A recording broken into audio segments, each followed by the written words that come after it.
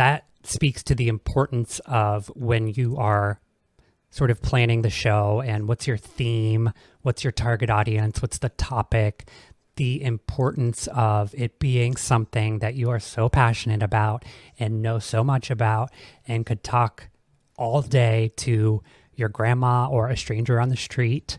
Welcome to Unplugged, the tech podcast for digital entrepreneurs. I am one of your hosts, Brooke, the founder of the Sober Biz Collective. Hey, podcasters. My name's Nate Kelly, best-selling author and founder of Podcast Revolution Studios.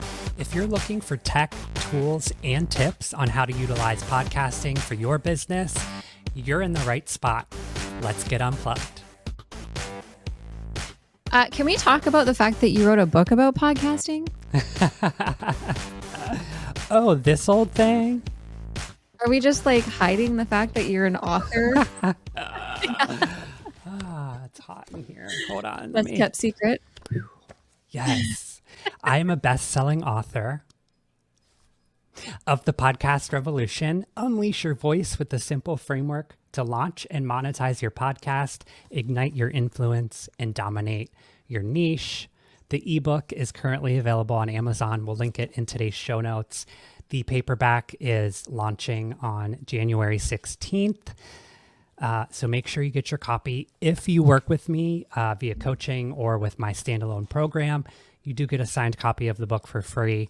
But I think more importantly, it is a resource that is helping young entrepreneurs and podcasters, much like we're doing here and with our Facebook group, just kind of get their footing and understand the process and the work that's going to go into it. And, you know, that's a little bit of my own journey. It's a lot of podcast tech and recommendations. There's at least 2 quotes from Pat Flynn in here.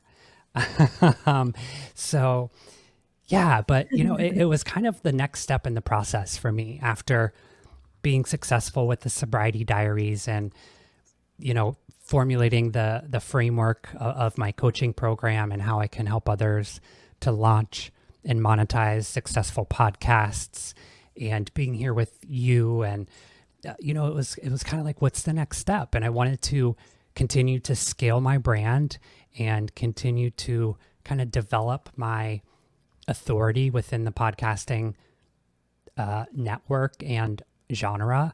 It is a great piece to add to my coaching program.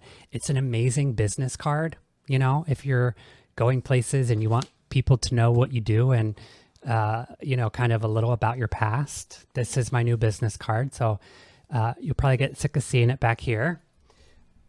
But yeah, it was a natural progression and part of scaling my brand, which I think is important to kind of consider. And, you know, if you're planning on using a podcast as part of a larger business or part of a larger brand, and scaling is something, you know, that you're interested in, whether it's now or in the future, I think having, you know, either digital products or ebooks or something to accompany the content that you're putting out is important. And that's what the Podcast Revolution did for me.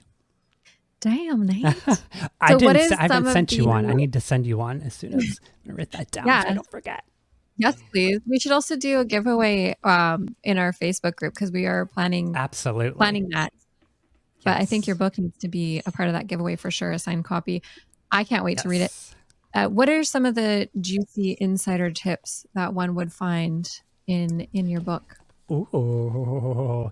Well, I start, which I think is you know, kind of sets the tone for why I was interested in podcasting and why one might consider podcasting, is just how unhappy I was in corporate America and, you know, having ideas that were never heard or implemented, and you know, just the silly stuff that goes on in corporate America, and why I never really could find like a home in a job. And especially in the last couple of years, I was bouncing around from job to job and just really unhappy.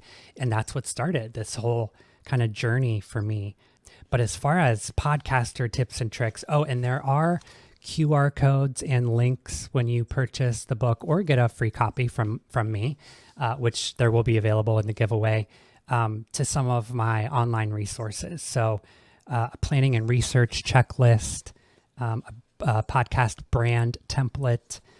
There are a lot of AI resources for podcasters.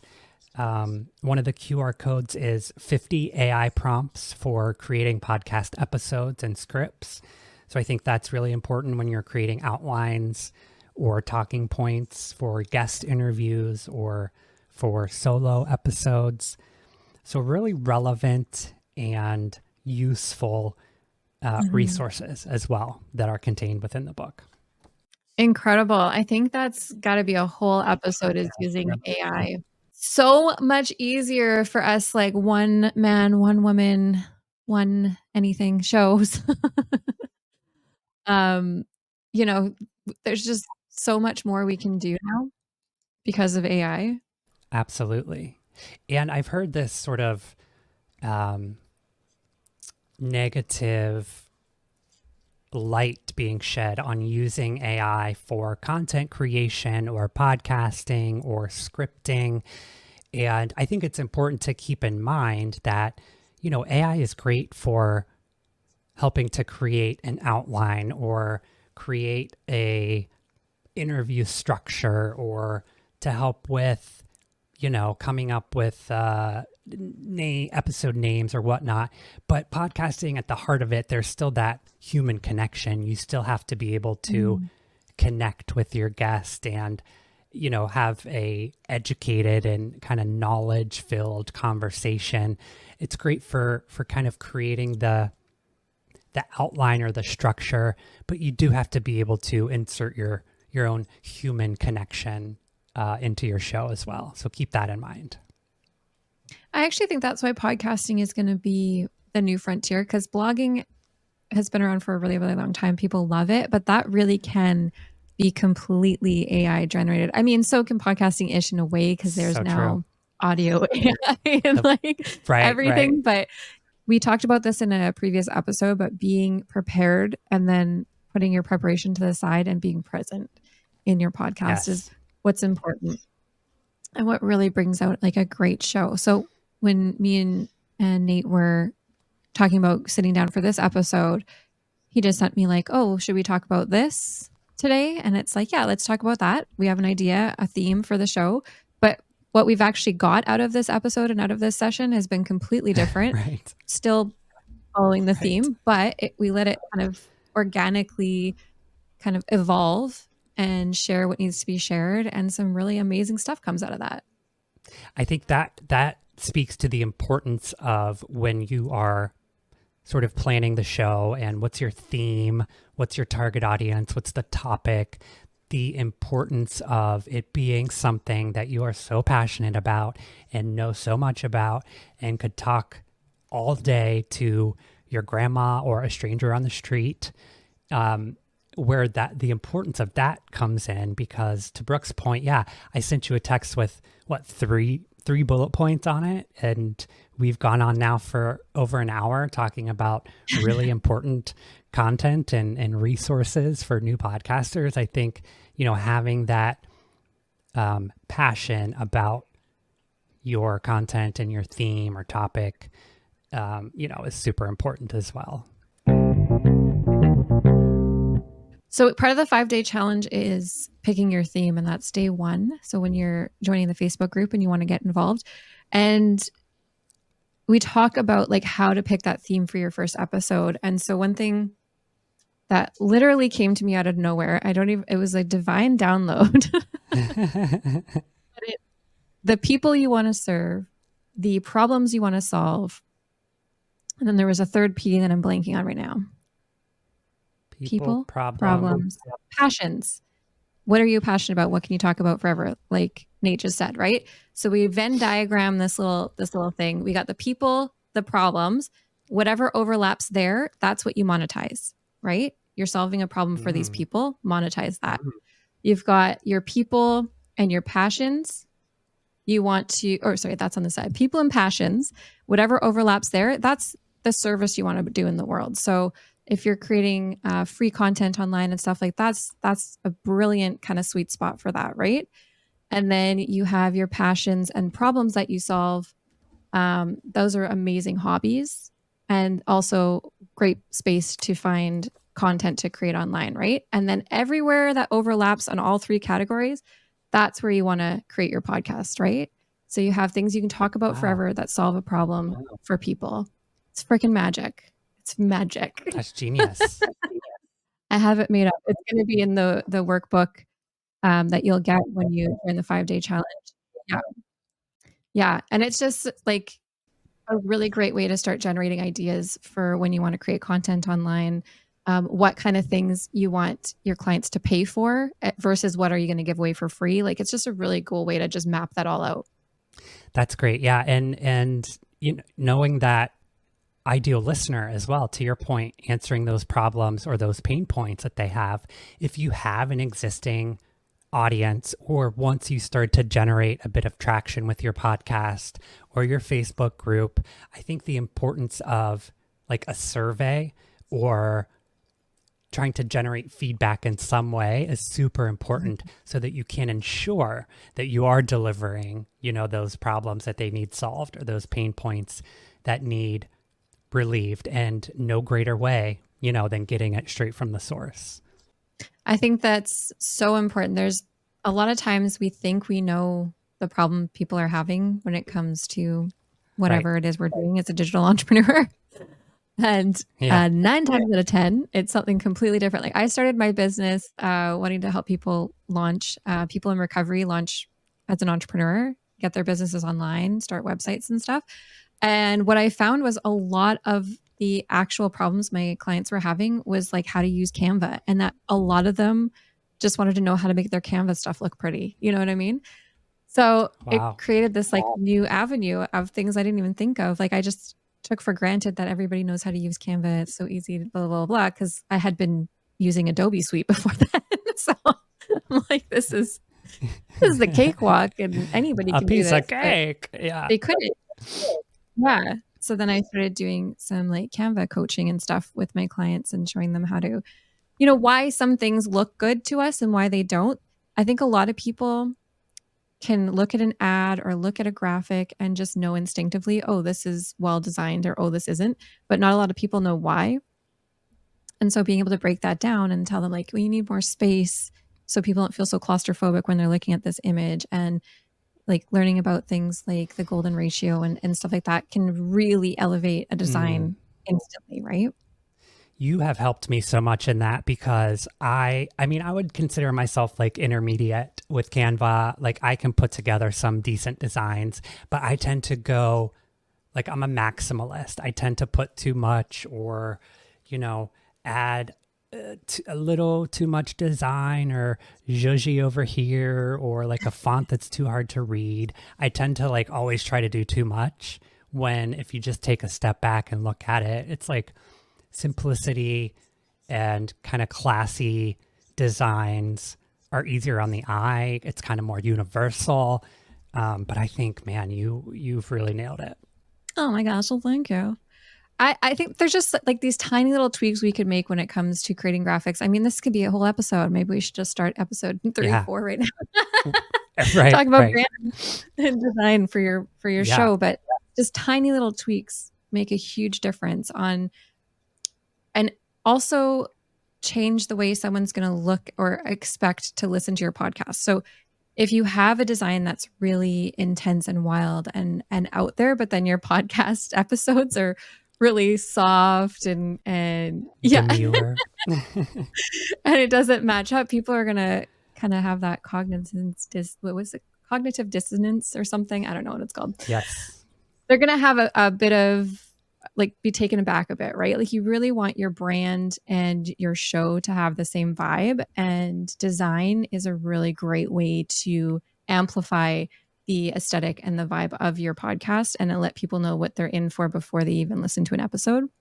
I feel like your website, if you go to soberbizco.com or podcastnate.com, I think they perfectly suit our personalities and our businesses. And I mean, granted, it's your own website and mine that we've worked together on several projects before, but yeah, I think those two websites speak to exactly what you're saying as being representative of the content, the show, the person, and there's not that like detachment from what you're actually creating to how people are perceiving it or viewing it online. Yeah, what's so funny about that is I find like my online personality can be really out there, and I often make like comedy content and things like that. And then I meet people in person and I'm a lot more reserved in person because I'm like, I'm the same. Yeah. I'm the same for exhausted from sure. mumming all day. And, you kind of give your best self to your content sometimes.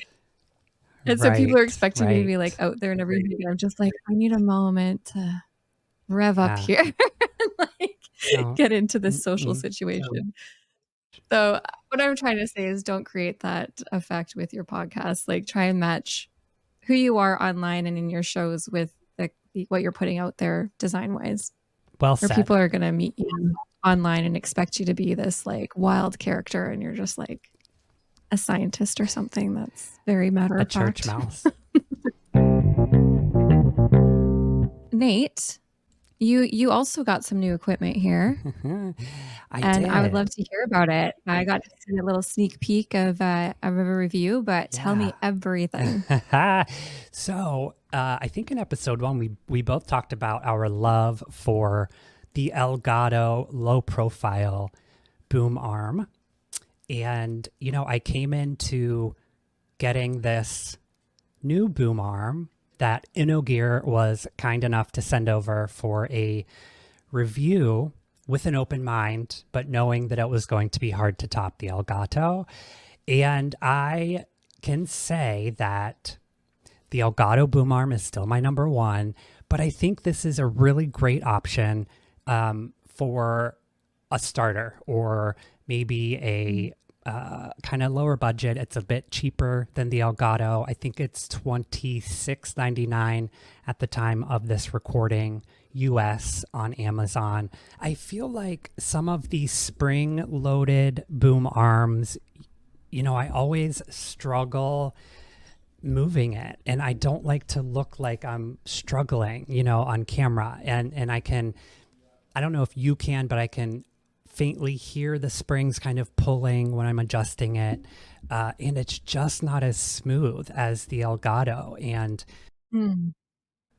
I also prefer, like, if you look at Brooke and I's microphone, if you're watching the video, I prefer to have my microphone lower and kind of speak over it to avoid any plosives. And I feel like this is hard to, kind of get in the exact spot if you're doing a video podcast, because there's the the interaction with the camera and trying to avoid plosives and just a lot going into it that makes it more difficult. And I think a boom arm should make it easier to position your microphone. So I will say a couple positives. There's a really cool kind of cable management channel that runs up here that you tuck your cords into and kind of slide the cover off.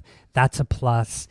The clamp that you use for your desk is user friendly, or for anyone that may have difficulty, what's the word, like being with dexterity issues or strength issues. Some come with those tiny little things to screw on. This has a really nice sort of corkscrew on it, which I really like. But overall, yeah, I'd say probably a 7 out of 10 for the InnoGear boom arm. Well, for $26, you said? Yeah, right. It's a great option. I think it's like 4.5 stars on Amazon too. So other people like it. I just feel like I'm spoiled with the Elgato. Yeah.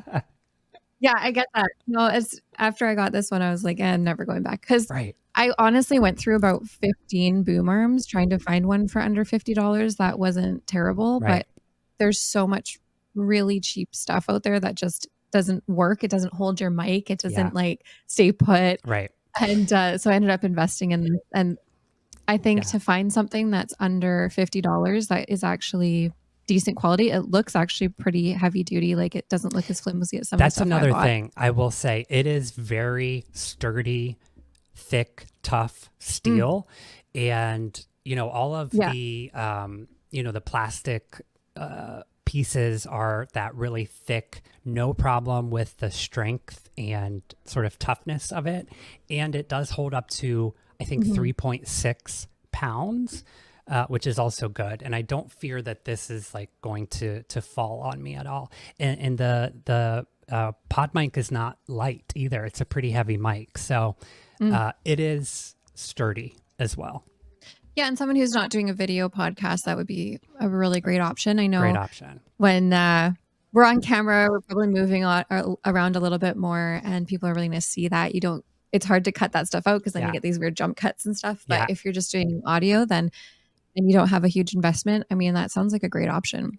It's also good for sit to stand because it has a really wide height reach.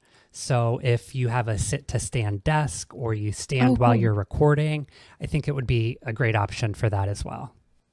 So maybe I'll give it a 7.5 because now I'm talking through it and it has a lot of positives. Comparatively to the other things around that price range, it sounds pretty great. Yeah, agreed. So you talked about before as well, before we started recording, you had said that you could use it for things like holding your iPad or putting an additional camera on there or light on there as well. And so having that like a sturdy second arm, that sounds like a pretty great option. Yeah, the base here is compatible with its universal fit. So if you have those adapters for you know, different microphones, or like I have a couple different sizes for my iPad, a key light or a ring light. I think it will be great for that as well because of the height versatility. So all around pretty universal. I guess that would be a word I'd use to describe it, as universal. You know, you're not tied into sitting or standing or even a particular piece of equipment. It does seem pretty universal.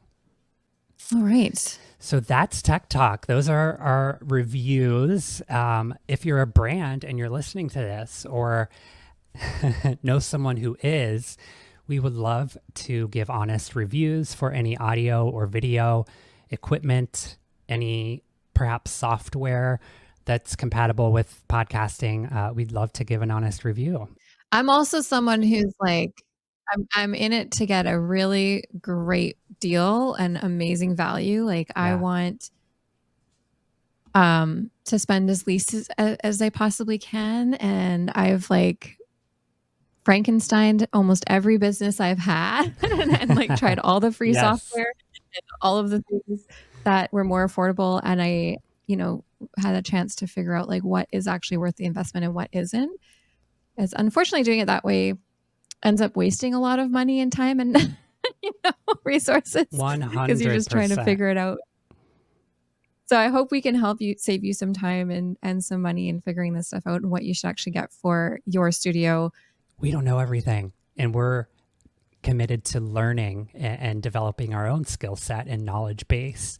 And this is a platform that we will share that with you guys as well. So who should not start a podcast, Nate?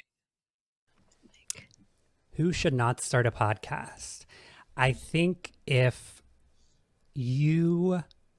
podcasting as a one-man show is a huge time commitment. And the reason that over 90% of podcasters don't make it past episode 7, I would imagine is because of the work that goes into it and the time commitment. So if you don't have a plan for a solid production schedule or the time to commit to it, perhaps it's not the right time. I don't know if it's, you know, a personality trait or a specific type of person, but I think if you don't have the time, it's not going to work at this moment in your life.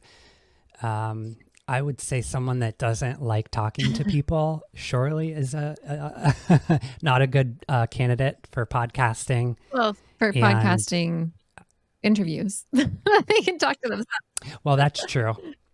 That's true. Talking, I guess, in general. Hateful people or people that want to put any negativity out in the world, just stay home. How about that? Yeah, you don't need a microphone. No. I think a lot of people, I know from like doing the film and stuff, they hate the sound of their own voice or don't like watching themselves on camera or whatever. And I promise you, you'll get through it. If you have something you want to share with the world, like don't let that stop you. You will get used to the sound of your own voice. And even if you cringe every time you hear it, it's worth it. Like keep putting yourself out there. Eventually you get used to it. It becomes easier. And you might not ever love it, but podcasting is a way to say like really important things and give people like real service in the world, especially if you're a digital entrepreneur. Like you have something you want to give the world and people that you really want to help. And it's such a great way to reach these people and to give them some real value. So don't let that stop you. Yeah, it's really unmatched as a form of content in that you're able to create those communities and build that trust with your audience. And, you know, I think the perks and the benefits far outweigh, you know, maybe the nervous awkwardness in the first couple episodes or, you know, getting over that fear of a camera or a microphone.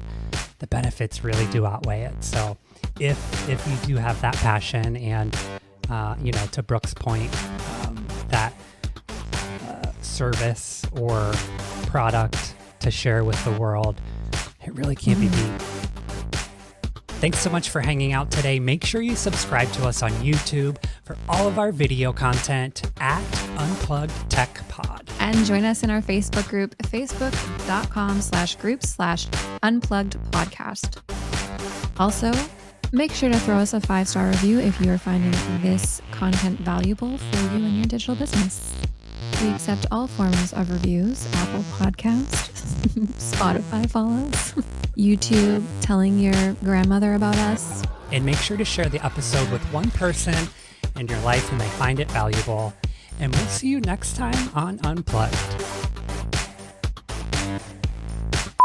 I think it's good enough, and we're just going to keep getting better.